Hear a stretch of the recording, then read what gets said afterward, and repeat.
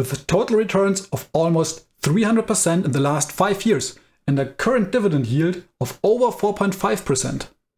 Games Workshop could outperform the S&P 500 easily in this time frame. With their beloved brands like Warhammer 40k, they have a loyal and long-standing customer base that also includes celebrities like Henry Cavill. This is not surprising, as their stated goal is to reach, engage and inspire the fans everywhere. After 1 year discussions with Amazon, Games Workshop just signed an agreement with them to develop their IPs into film and television content, and it is also rumored that Henry Cavill is also involved. In this video, we will dig into the business model and the markets of Games Workshop, analyze the strategic position by doing a Porter's 5 forces analysis, and we will have a look at the latest financial statements to see how they are doing. We'll also check the valuation and do a discounted cash flow calculation. In the end, we will see if Games Workshop is a good long-term investment for us or not. Games Workshop has the ticker symbol of GAW on the London Stock Exchange. They're working in the consumer discretionary section, and they were founded in 1975. They have around 2,700 employees right now, and their headquarters is in Nottingham, UK. The market cap sits at $4.15 billion at the moment. Games Workshop is a manufacturer of miniature wargames, with the best known IPs being Warhammer 40k, Warhammer, or the Middle-earth strategy wargame that is taking place in the Lord of the Rings universe of Tolkien. These games are tabletop games, and the figures that you can see here are necessary to play them. The core of their business are these IPs and the sale of these figurines. But there are also many books, online comics or animes available that take place in their universes. There are also many PC games out there that are based on these IPs. But Games Workshop is licensing their IPs to third parties to develop and sell such games and books. They don't do it themselves. Warhammer 40k, Games Workshop flagship game, was launched in 1987 and still delights millions of people. So these are very long-running games, and their fans have many possibilities to immerse themselves in these universes, with the core aspects being the community that has evolved around them. Games Workshop themselves state that they are a simple strategy game. They strive to make the best miniatures in the world, to engage and inspire the customers, and to sell them globally with a profit. They are focused on long-term success, not short-term gains. When we look at the last annual report, we can see that their core revenue is split into 3 different sales channels: the trade, retail, and the online segment. While the trade segment makes up around 56% of the revenue, retail 24%, and the online segment only 20% of the revenue. When we look at the growth numbers of these segments, we can see that the trade segment actually grew in the last almost 10 years, between 2015 and 2023. It grew with a CAGR of 24%. The retail segment grew with a CAGR of 10%, and the online segment grew with a CAGR of 17%. So here we can already see that the interest in the IPs of Games Workshop are not dying down. Rather the contrary. The licensing part of their revenue only makes up of around 5% of their overall revenue. When we look at the geographic split of their revenue, we can see that by far the biggest market for them is North America, making up 44% of their revenue, followed by continental Europe, 24% of their revenue, and their home market, UK, 22% of their revenue. The Asian market only makes a very small percentage, only 3% of the revenue as of today. But when we look over here at the growth numbers, also between 2015 and 2023, we can see that both fastest growing segments are actually North America and Asia Pacific. Later on, we will also have a look at the possibilities and what Games Workshop is actually doing to increase their sales, especially in the Asian market. When we look at the overall market for tabletop games, we can see that the market until 2028 is expected to grow with a CAGR of 5.2% in this forecasted area. And when we look at the graph down here, we can see that the miniature war games, which are represented by the green bars, are growing faster than the remaining role-playing games here. I also did look at a couple of different market reports here, and the CAGR growth numbers are varying greatly here. So I took a more conservative approach with the 5.2% growth. There are other market reports that state a global growth for tabletop games being higher than 10% even. So please take these numbers with a grain of salt. When we look at the Google Trend searches for their biggest IP, which is Warhammer 40k, and I took the time frame of roughly the last 10 years here, we can see that especially since the COVID lockdowns, since the pandemic, the interest in Warhammer 40k increased significantly. So even though this franchise is more than 30 years old, the interest is still increasing and it's still going very strong. These tabletop war games are very niche, very special. They have a very special customer base also. And as Ariston Market Research explains in this analysis, when the consumers are unaware of the products available, they may be less likely to purchase them. They also have a solution for this already. And we can see when we go down here to distribution channel that retailers are the face of the company and act as a point of purchase for customers. So they are very important for directly interacting with the end customers and get them to know their games. When we jump to the last annual report of Games Workshop again, we can see that, of course, they have identified this already and they are focusing very much on building their own stores. Not retailers, but their own stores as a first place to start the hobby. So in these stores, they not only sell the models and the stuff that you need to play, but they also offer introductory experience. They teach you how to build and how to paint the models and also how to play the game. And what they're also doing is they have set up Warhammer Alliance sports program and have 6,000 schools already signed up to introduce their games already to a very young audience, very young customer base, to show them what great hobbies are out there and to teach them the basics of the game already. One thing they have also been focusing on in the last years is their Warhammer Plus subscription. This was only introduced 2 years ago, and you can see this is basically there for finding original animations, shows, but also apps that makes playing these games a little bit easier, or you can read up the rules in these apps or so. In the last year, the subscriber number in this app has increased by 30%. So this is also quite a good growth. And I think that they can bind their consumers, their fans, even closer to themselves with this subscription service. The same strategy they have to increase their business in Asia actually. Here we can see that in December 2022, they opened the first cafe store in Tokyo. And this is also there for recruiting new customers and basically also to introduce the game to the Japanese audience. And they are also planning to open 3 additional Warhammer stores in 2023-2024. For these stores, they don't hire any general store manager.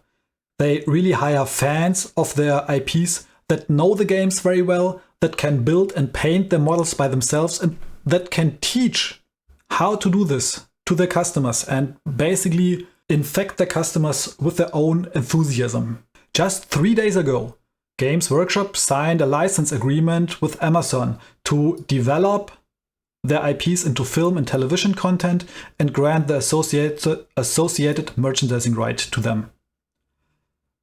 So there's a huge new potential with this licensing agreement, also in regards to getting the word out there, getting people to know their IPs and their universes. Of course, a licensing partnership with Amazon doesn't need to always go good, as we have seen in the last couple of IPs that they took over. It can also result in a massive flop, but still, I think it is a good opportunity for Games Workshop to get the word out there and to introduce their IPs to new customers. I also briefly mentioned before that there are a lot of PC games available which are using the Warhammer IP. And if we jump over to the Steam page here, we can see that in Steam alone there are 54 Warhammer related games available. In the last couple of years, 5 to 6 games per year have been brought to Steam that are using these Warhammer or Warhammer 40k franchises. Again, here we can really see that these IPs are not dead. There is a huge interest and it's not expected to go anywhere in the near term. So when we sum up the strategic position of Games Workshop in the Port of Five Forces analysis, I would think that the threat of new entrants in this area is medium to low. With Kickstarter, it is easier today as it has ever been to bring new games, new miniature games to the market, but it is still very, very tough, almost impossible to compete with these huge IPs, with the huge market strength and the universe that Games Workshop built around their IPs. The threat of substitutes I would estimate as medium. As I said, IPs are very strong, so it is not easy to replace, but these figurines from Games Workshop are quite expensive. And with the trend to at-home 3D printing, it has also gotten easier than ever to just build these figurines by yourself at home with your own 3D printer or so. Of course, Games Workshop is focusing a lot on the quality of these figurines, so it is very, very tough to match the quality of the originals. The competitive rivalry is low in this case. Again, there are not many players in this miniature figurine market at all, and Games Workshop is by far the biggest one, with by far the most well-known IPs. So they really have a monopoly in this field. The bargaining power of their customers, on the other hand, I would think is high to medium. Games Workshop is a non-necessary item. The games are for leisure activities here, so you don't necessarily need them. And as we just explained, they are quite expensive. So they are really sensitive to the buying power of their customers. Of course, with the quality of the figurines and the communities that build around these IPs, they form some kind of moat even towards their customers. That definitely helps the bargaining power here. The bargaining power of their suppliers, on the other hand, is very low. The only material that they are using is basically plastic and plastic resins, the raw material necessary to build these figurines.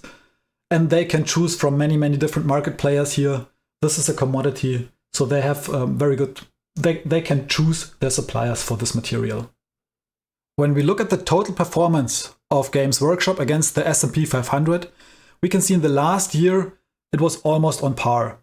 Just in the last couple of days, Games Workshop declined a little bit, and the performance is now lower than the S&P 500, but for the majority of the year, they have even beat the performance of the S&P 500. When we look at the last 5 years, the picture is a bit different. Here we can see a total return of almost 300% against the S&P 500 total return of a bit over 100%. And over the last 10 years, this is even clearer. Here we can see the total returns of Games Workshop have been 1,600%. So they had an insane run over the last 10 years. When we jump over to the financials of Game Workshop, here we have the income statement. We can see that the sales is steadily increasing, and the forecast for the next 3 years is also increasing very nicely. The same is true for the operating profit and for the net income. For the margins, you can see that the net margin is expected to decrease a little bit over the next years, but this is on a very high level. Right now we are sitting at the operating margin of 38%, a net margin of 30%, and this is expected to go down to 26%, which is still quite a good value. The operating margin is expected to stay stable at around almost 40% here. So here we can also again see the moat and the market power that Games Workshop has. When we look down here at the balance sheet, first of all, we can see that the net debt position is 0. So Games Workshop doesn't have any leverage. They have a very clean balance sheet. The EBITDA is also expected to increase over the next years. So this is a very nice trend to see, and this makes Games Workshop a very clean, very secure position, even if the interest rate in the next years stays higher. When we jump over to the cash flow and the revenue of Games Workshop over the last 10 years, we can also see a steadily increasing trend. Free cash flow and revenue growth are almost on par here. The free cash flow growth has even been a bit higher compared to the revenue growth, but the fluctuation is also a bit higher in this case. So again, this is a very, very nice trend that we want to see. Before we sum this up and before deciding if Games Workshop is a good investment for us or not, let's have a look at the valuation. Here we can see the PE and the price to cash flow ratio over the last 10 years. And we can see that they are sitting at a quite high level. The PE multiples at the moment is at 25 and the price to cash flow multiple sits above 17. That is very, very high for their segment. And if we look at the last 10-year trend, we can also see that they are sitting at a much higher level compared to 10 years ago. Although, especially in 2021, we can see that the valuations have been even higher than what we can see today. So compared to the last 10 years, I would think they are around averagely valued. But if you look at the last 5 years, they even seem to be at the lower end of their spectrum. When we look at the dividend yield over the last years, we can see that they sit above 5% right now. So again, when we compare this to the last couple of years, it is higher than what we had, and especially the average. But if we look back at the 5 years before this, we can see that the dividend yield in this case also has been quite high. But here you can also see it's fluctuating wildly. So there are huge peaks, huge dips in the dividend. So it's not a very, very stable and very smooth trend that we can see here. For my valuation, I used the analyst expectations for the next years. And what we can see here is that the average valuation sits at around $160 right now. Including my margin of safety, we are around at 140 US dollars. The current stock price sits at 126 US dollars. So it seems to me that Games Workshop is a bit undervalued right now. Also, these numbers and the analyst expectations, they do not include the deal with Amazon yet, because this is brand new and just was announced 3 days ago. They have not included it yet. Also, Games Workshop has not included it in their expectations in their forecast numbers as of today. So here's an additional growth potential that could happen over the next years, but of course also brings some risk. Please keep in mind that I used the multiples that we just saw, the average of the last 5 years here, and these numbers, these multiples, sits quite above the sector median. So if you believe that Games Workshop will come down from their strong market position and these multiples will compress a bit, this valuation will also go down, of course. So for example, if we use a price to free cash flow ratio of 10 and a PE ratio of 20, which reflects the overall market much better, we can see that the fair value actually sits at around the same level that we see as of today. When we look at the stock chart of Games Workshop, the first thing that comes to mind is that this is not a very clean uptrend that we can see here. It is quite a volatile stock. We have some very quick ups, very quick downs. So if you are looking for a company with a very stable growth, very predictable growth, this is definitely not the stock for you. Right now, they're sitting at 126 US dollars around. And the fair value that we just calculated by using my different calculations was sitting at around 146-ish. So this is around the level that Games Workshop stock reached in July before it bounced off this level again. The fair value with the lower multiples was actually sitting at the same level that we have as of today. So to sum this up, Games Workshop is a strong company with a huge moat that is given by their IPs. In their niche, they virtually have a monopoly, and especially the Warhammer 40k brand is huge with a loyal and long-standing fan base. Their self-set target is growing their IP and producing the best miniatures in the world, and they are executing on this strategy with their current expansion efforts to Asia, especially Japan, and the cooperation with Amazon. This cooperation could increase their revenue from license agreements substantially, and of course also grow the brand even further. Of course, there's always the risk of bad execution. I think that in the long run, Games Workshop will benefit from this cooperation though, because as the saying goes, even bad publicity is better than no publicity. Financially speaking, they have a great balance sheet with no debt, very impressive cash flow generation and cash flow growth, but there is also some risk. The 3D printing comes to mind here, and it might have a negative impact on their sales, even though Games Workshop is trying to fight this with the quality of the figures. The valuation at the moment seems to be okay, but the volatile nature of the stock makes it very unpredictable. So I think that Games Workshop can be a good investor for two different types of investors. First of all, dividend yield investors that are building a passive income portfolio. And second of all, speculative investors who are betting on the success of the cooperation with Amazon. I, for myself, I am not invested in Games Workshop right now because it just doesn't fit so well into my strategy and into my overall portfolio. As always, if you have any thoughts, any comments, please leave them down in the comment section. Also, it would help me greatly if you leave a like or subscribe to the channel.